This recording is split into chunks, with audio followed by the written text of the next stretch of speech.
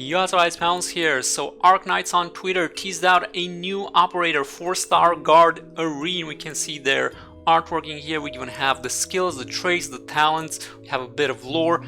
Beautiful. But more importantly, this operator belongs to the following banner, Unfettered Magma. That is right, everybody. Settle in. Surtr is coming. Time to spend all that hard-earned or on them and get ourselves Surtr.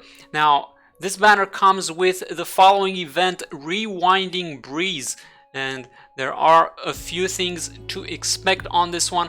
We have 16 Originite Primes available in the various stages that we can complete.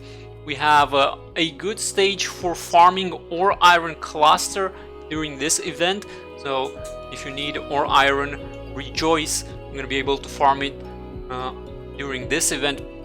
Now for the shop, we have a new operator mint that we're going to check out in a second, and other rewards include 1 polymerization, we have 1 chip catalyst, we have more ore iron clusters, we have acetone, loxicos, and a bunch of other goodies.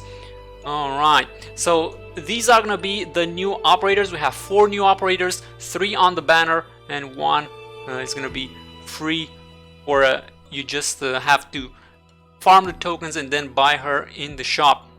So starting off from the left to the right, we have a 6-star guard Surtr. Yep, she's on the banner, we gotta pull her. We have a 5-star sniper April. Then we have a 5-star caster Mint that again we can buy her in the shop. And then we have a 4-star guard Arene that has been teased on the Twitter already.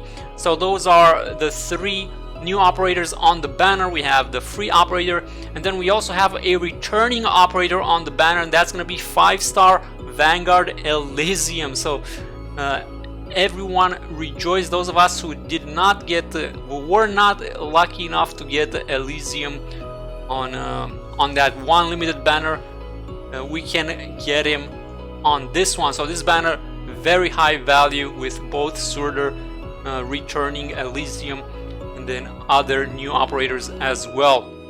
Alright, so here we have the free 5-star caster Mint. Yep, we gotta farm the tokens, buy her in the shop, and then boom, we're good to go. Now let's check her out real quick. So here we have her stat sheet. So we can see that her range is very interesting. Let's also check out her E2 artwork. There we go. Lots of kitties around her, I like it, but check out her range. That looks very interesting indeed. Let's check out her other stats in here. So we have the potential, we have trust status. Let's see, attack power and defense from her trust power. Interesting.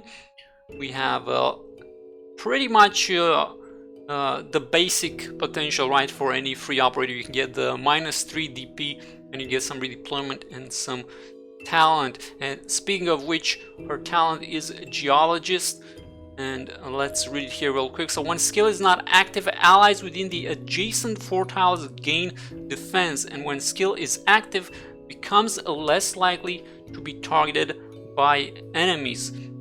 So she has a kind of a support role as well. Let's check out her stats here real quick. Moving on to the skills. So the first skill, she has increased attack range, and attacks deal additional Rs damage, and we can see the range increase over here. And then her second skill, every attack pulls the target towards self with small force and deals arts or additional arts damage. When the skill ends, deals more arts damage to all enemies within attack range. So those are going to be her skills. And then for the base skills, we have 2 of them. First is going to be in the training room. She can help casters train faster, and she has Originium production in the factory as long as you get her to E1. So that's interesting for random farmers out there. She's going to be able to help us out in the factories. Alright, so let's check out her skills here real quick, her animations. So this is gonna be her S1. She deals AoE damage. Then we have her second skill. This one is the one that you can see she pulls them a little bit towards her. So now here we have the deployment animation. Beautiful. And finally, that's her in the base, reading a book. Alright, next we're gonna move on to Surtr. So let's check her out. Let's see the artwork real quick. Let's move on to E2. Boom, look at that. Beautiful, oh man. I hope we get her. Okay, let's move on to the potential. So check this out. Trust Mastery attack power plus 100. That's right, 100 attack power. That is pretty nutty. And she even gets more from her potential. 28 extra talent enhancements, DP cost reductions for talents. So let's check her out. When attacking, ignores 22 resistance. That is pretty broken if you ask me. That's a lot of extra damage you can get. Second talent, the Embers, after receiving fatal damage, continuously prevents HP from falling below 1. So look at that one. Retreat from the battlefield seconds later. So not only does she get boosted damage, she gets basically guaranteed damage no matter what, because she's not gonna die, right, for quite a few seconds. So she's gonna be really easy to use in that respect with her invulnerability, and then she's gonna deal a lot of damage. Moving on to her skills, we can also check out the stats here real quick. Take that off. So she gets arts resist as well, 15 arts resist, that's quite a bit. Alright, skill 1, next attack has increased attack. If the target is defeated, immediately recovers all SP. So that one is gonna be good to just you know, machine gun the trash out of the way. Moving on to S2, we have attack increase, attack range +1, attack target count +1. When attacking only one enemy, further increase attack to 150%. So that's gonna be the second skill. And then her bread and butter, skill 3. Look at this one. Immediately recover all HP. Attack plus 240%, attack range plus 2 tiles, attack target count plus 2, max HP plus 5k. Max HP plus 5k. That's a lot of extra HP. But then there's a con here. Gradually lose HP. HP loss percentage continually increases, capping at 20% per second after 60 seconds. But here's the thing, with her talent, she will still stay alive and she can't fall below 1, right? And even with the HP loss, you can basically bring in some medics and heal her up, and then she has a max HP plus 5000. So she's gonna last for quite a bit, or at least for plenty of damage, as she will be able to do thanks to her first talent that ignores resistance. And then finally we have the base skill, nothing crazy here, just extra guard training in the training room. Okay, so let's check out her skills here, her animations. So first off we have her S2, where she targets 2 enemies at the same time. Then we have S3, this one will move on to 3 enemies that she can target. Here we have deployment animation plus attack. And here is she in the base. Alright, moving on to April, the new 5-star sniper. It's gonna have a regular range. Look at the E2 artwork. Got some bunnies, very nice. Let's check out her potential here. Attack power plus 75 from Trust Mastery, more attack from potential, beautiful. Talent, self-redeploy time minus 20 seconds and deployment cost -1, so that's going to be interesting. It's going to go down from 13 to 12 with that one, and then the redeployment time makes her an interesting choice as well. For her S1, we have next attack deals 200% damage. Alright, it's an auto trigger, skill 2. This gun is a passive after deployment, attack by 70% and gain camouflage effect when not blocking enemies. Will not be targeted by ranged enemies, but will still be affected by splash damage. So that's kind of reminding me of Jessica with the camouflage thing.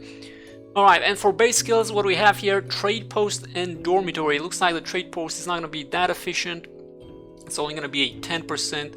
And then dormitory plus 0.1 to all operators. So I guess she could be worthwhile there if there is no other operator.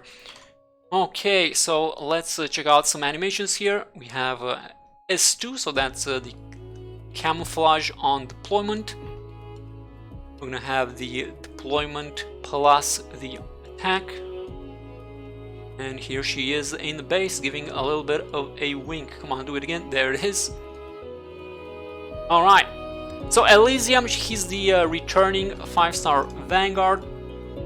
Let's check him out real quick as well. E2 artwork, boom. Potential 60 extra defense from Trust Mastery, more defense from potential, proof talent, and all that jazz. Talent is going to be when deployed, all sniper operators have -2 DP cost and gain attack speed when Elysium skill is active. Check out the stats real quick. S1 stops attacking and recovers 18 DP over the skill duration, and S2 stops attacking and recovers 20 DP over the skill duration. While the skill is active, locks up to 4 nearby enemies, and those enemies have a -60% movement speed, -25% defense, and they lose their invisibility. And then we have the skill range. And for the base skill, we have some reception room boss, and this one is boost the rate for clue 7, so I don't think this one is particularly useful. And we can see the animations here real quick. This is going to be S2 with the movement speed and the target thingy. And here we have deployment plus attack animation. Alright.